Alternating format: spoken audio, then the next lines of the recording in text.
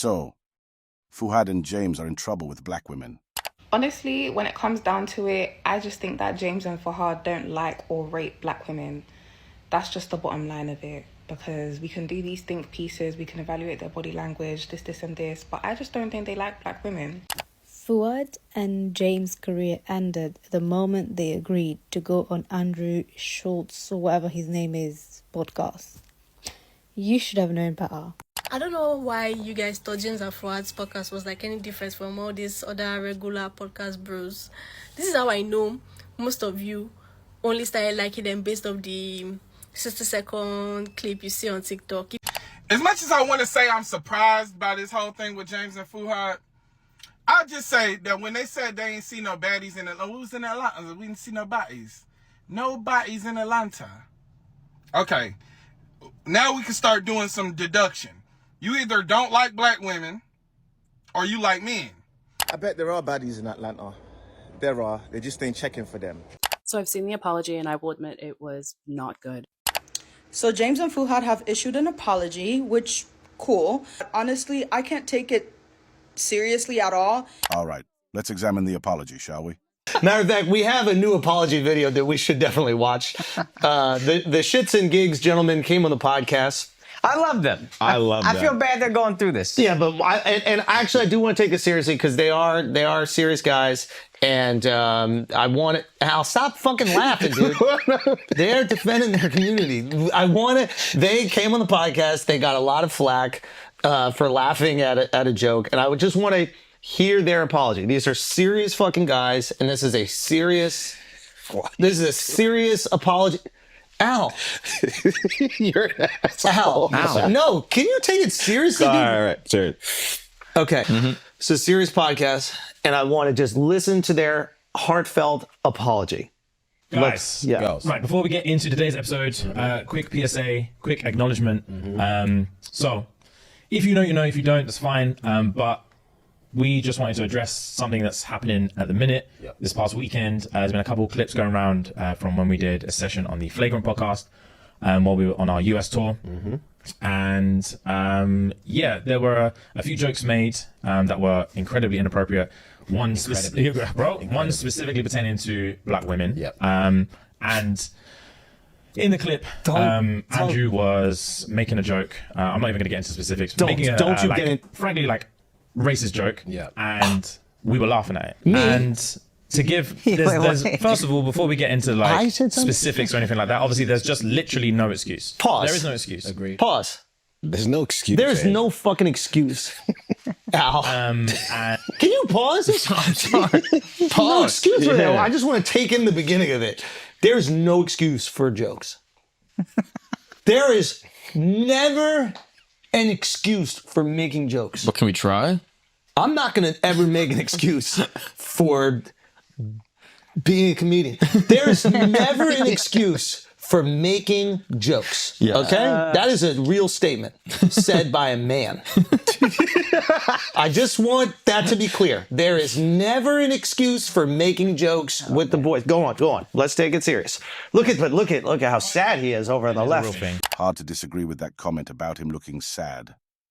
That is the face of a man who's afraid of the probability of having to watch everything he's built crumble to the ground. It is, Fight or flight is a real thing, and He is. Do you see how we should go back?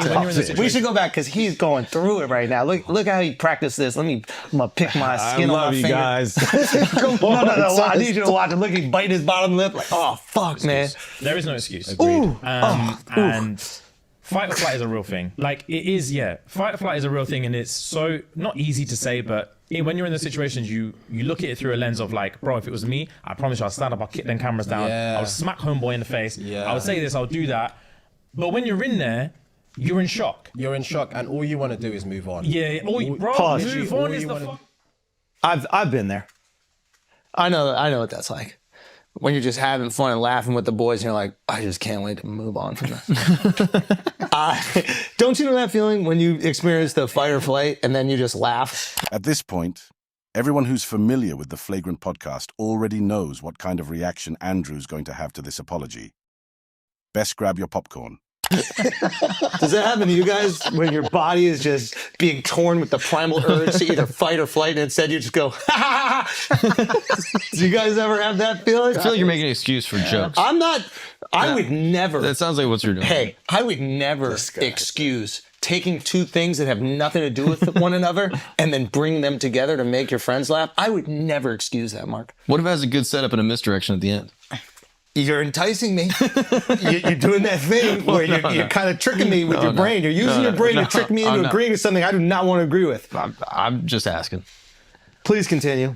Fucking word, bro. All you want to do is fucking move on. Just move on to the next thing. Just move on to the next thing. Move on. And like we had to say a few times, bro, just move on. Just move on. There's so many different topics. We were like, move on. Yeah. It's not even like about pity laughs or anything, but we just wanted to get out of that situation. Get out of there. I know. Keep the ball rolling, and we thought it was going to be more of like a bros chat. Yeah, but just pause. in something that's I thought it was going to be that too. I thought it was going to be one of those bros chats where you just say everything that's polite and proper. I did think, what do you guys do when you hang out with the boys? I hate that you guys have created an energy on this podcast where instead of just saying what we're grateful for and appreciating the community that we build, we try to make each other laugh with inappropriate jokes. I hate that kind of boys hang. Please continue. Keep you guys in line.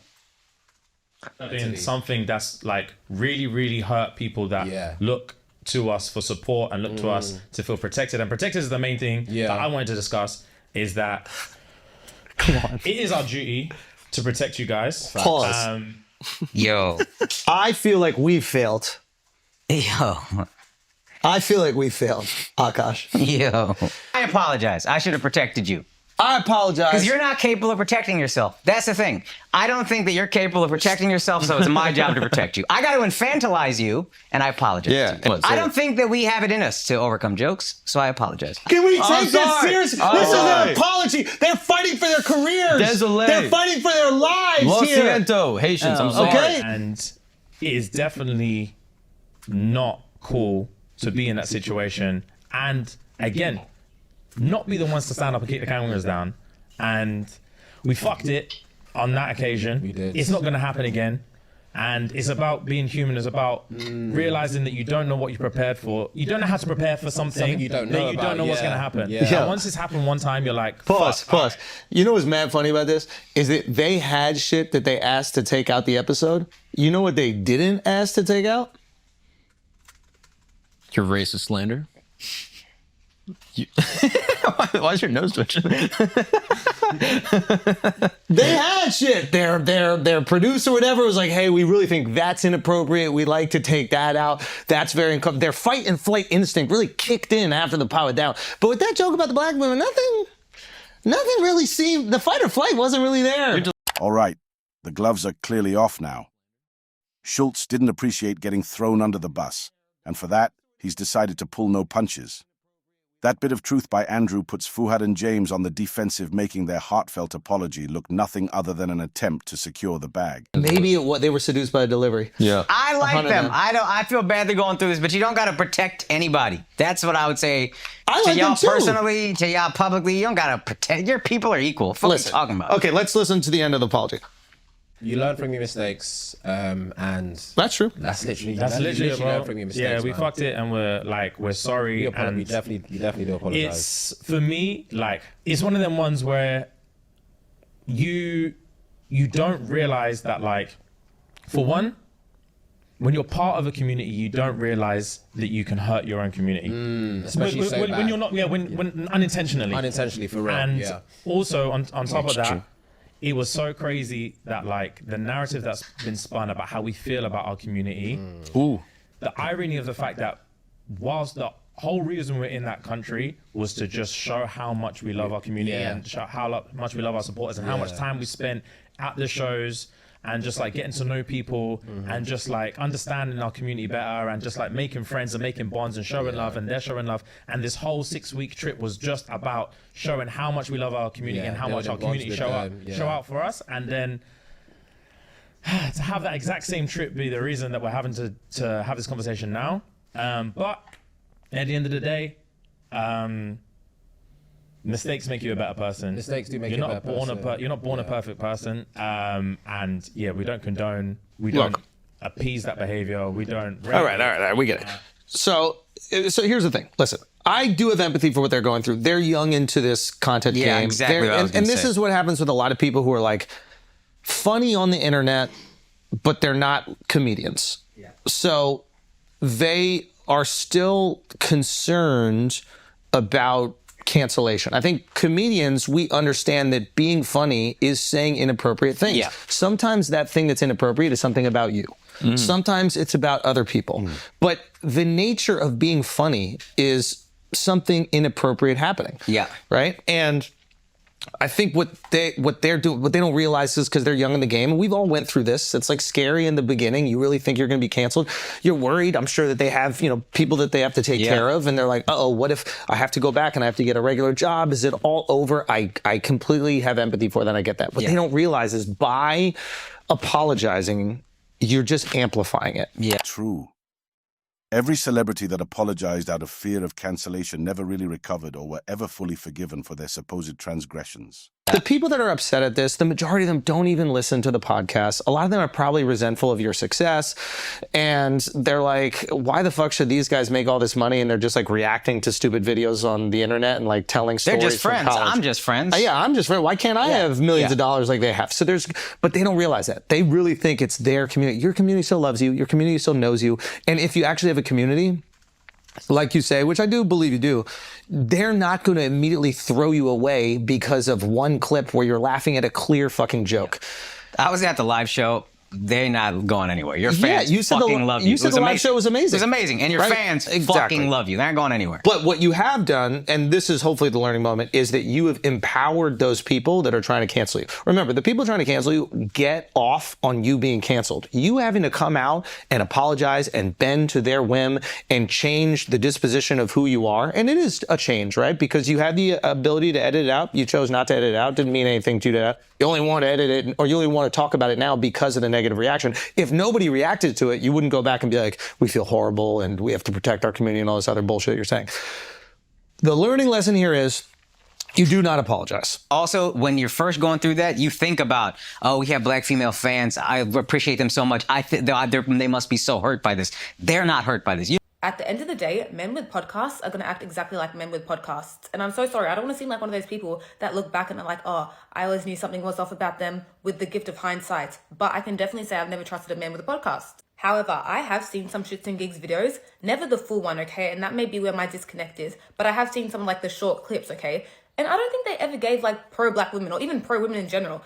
I saw James and Fuhad's apology. Honestly, I just felt like they could have kept it. Because one, I just felt like the whole fight or flight thing, I was like, I don't really see that. I really think they thought the jokes were funny. And it's not until they got the backlash that they felt like, oh, maybe we should speak out on it. These two just sat there and they just didn't defend black women. I went to a, like a live show.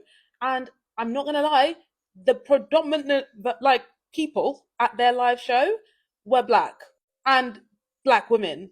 Black women are probably the majority of the types of people who actually watch their podcast. The fact that these two men who also have black parents sit there and didn't quite defend us in this world where we're just like, why are we always getting brought into stuff? Like, black women could just be sitting here doing absolutely nothing and we're still getting dragged, still getting brought into stuff and still not being defended.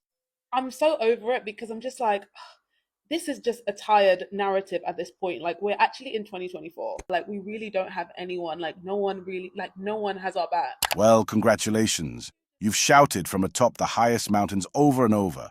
Independence. Now you're free to have your own backs. The time of defending your bad behavior is at an end. Either repair your image or endure the label. And no, you won't silence anyone from expressing their opinions. It's called freedom of speech. Leave your comments below. Like and subscribe.